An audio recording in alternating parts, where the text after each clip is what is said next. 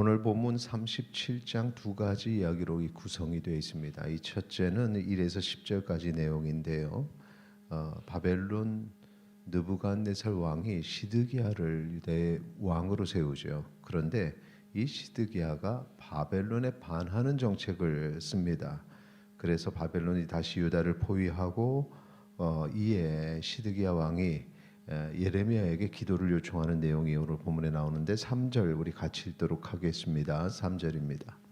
시드기야 왕이 셀레마의 아들 여후갈과 마아세아의 아들 제사장 스바냐를 선지자 예레미야에게 보내 청하되 너는 우리를 위하여 우리 하나님 여호와께 기도하라 하였으니, 이 기도 부탁을 하는 거죠. 그리고 더불어서 이제 34장의 내용인데 그 종에 대한 사면령이 이때 이제 있게 됩니다. 이제 종을 풀어주면서 만일에 대비해서 또 군사가 필요하면 종들을 사용할 수도 있고, 여러 가지 이제 민심을 달래는 문제도 있고 여러 가지 이유 때문에 종에 대한 사면령을 내리는데, 그런데 그 도움을 청했던 애굽이 군사를 보냅니다.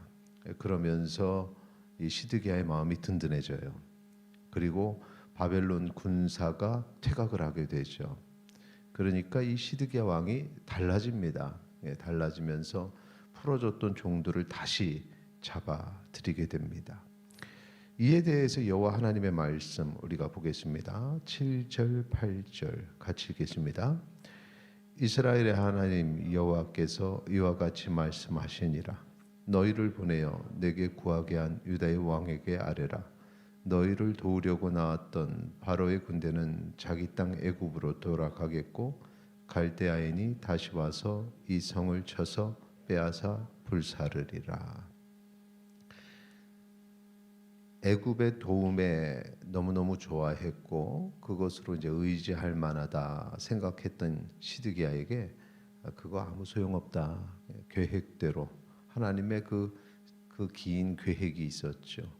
그 말씀에 순종하는 자에게 복을 주시고 순종하지 아니하면 하나님께서 그들을 거두시는데, 지금 그들이 심판 앞에, 이 유다가 심판에 서 있는 그 모습, 근본적인 회개가 일어나지 않으면 결국은 멸망하게 된다. 바벨론군이 예루살렘을 함락시킬 것이다. 그러니 애굽을 의지하지 마라. 애굽을 의지하지 말라. 그러면 이 순간에 매달릴 수밖에 없는 것입니다. 그러니까 사람이 의지할 때가 있고 마음이 편할 때가 있다 보면은 하나님을 찾지 않는 그런 모습인데, 지금 하나님이 원하시는 것은 계속해서 고립되고 심판에 두려워하면서 하나님을 찾게 만드는 그러한 하나님의 뜻이 있으신데 거기에 이스라엘이 반응하지 않는 것입니다. 두 번째 11절에서 21절까지의 내용을 보면은 바벨론 군대가 떠난 후에 예레미야가 체포당하는 그런 장면이 나오죠. 13절 우리 같이 읽도록 하겠습니다. 13절 베냐민 문에 이른즉 하나냐의 손자여 셀레마의 아들인 이리야라 하는 이름하는 문지기의 우두머리가 선지자 예레미야를 붙잡아 이르되 내가 갈대아인에게 항복하려 하는도다. 그러니까 이리야라는 사람이 이제 체포를 했는데, 이 사람이 어떤 사람이냐 하면은 거짓 선지자 하나냐의 손자입니다. 이 하나냐는 예레미야의 저주를 받고 죽은 사람이죠. 그러니까 이 집안 자체는 예레미야에 대해서 감정이 안 좋은 그런 상태고, 그러니 이제 예레미야 하나님의 말씀을 선포하는 참 선지자를 이렇게 누명을 씌워서 체포하는 것입니다. 시드기야도 예레미야가 죄가 없음을 알지만 그냥 이렇게 두는 것입니다. 그리고 어느 날 몰래 부릅니다. 그리고 이제 하나님의 말씀이 새로운 것이 있는지 아주 몰래 슬쩍 물어보죠. 17절입니다. 우리 같이 읽도록 하겠습니다. 17절 시드기야 왕이 사람을 보내어 그를 이끌어내고 왕궁에서 그에게 비밀이 물어 이르되 여호와께로부터 받은 말씀이 있느냐? 예레미야가 대답하되 있나이다.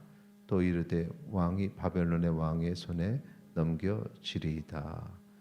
자, 다른 말씀이 뭐가 있느냐? 내용은 똑같습니다. 왕이 바벨론 왕의 손에 넘겨질 것이다. 오늘 이 내용들을 통해서 첫 번째는 자기가 계획하고 그것을 어떻게 피하려고 했던 그런 모습들, 그리고 애굽을 의지하려고 했던 모습들, 근데 그 소용이 없다. 두 번째는 선포되는 말씀을 막아보는 거죠. 거기에 귀를 막는 거죠. 그리고 누명을 씌워서 어떻게 상황을 모면하려고 하지만 그것도 소용이 없습니다. 하나님의 말씀은 사람과는 상관없이 선포되는 것이고 언젠가는 이루어지게 됩니다. 그 말씀은 축복의 말씀이든 저주의 말씀이든 모두 다 하나님의 뜻대로 이루어지는데, 그렇다면 우리가 저주 앞에서는 우리 자신을 돌아보고 하나님 앞에 회개해야 되고, 축복 앞에서는 하나님의 그 계획하심을 신뢰하고 믿고 따르는 것이 옳습니다. 우리의 삶에 하나님의 계획하심도 이와 같습니다. 이 하나님의 언약, 축복과 저주라는 것은 하나님의 언약이죠. 우리는 언약의 백성입니다. 하나님의 언약 아래에 있는 자녀로서 내 생각이 아니라 순간순간을 모면하고자 함이 아니라 하나님의 계획을 신뢰하고 믿으시기 바랍니다. 항상 하나님의 말씀을 붙잡고 순종하면은 우리의 길은 축복의 길이 될 것입니다. 그리고 그 축복의 하나님의 계획하심은 반드시 이루어집니다. 그러니 하나님을 신뢰하고 오늘도 그 하나님의 계획하심을 붙잡고 살아가는 믿음의 백성 되시기를 축원합니다. 이 시간에 함께 기도하겠습니다. 주님의 뜻을 이루어 주시옵소서. 함께 기도하시겠습니다.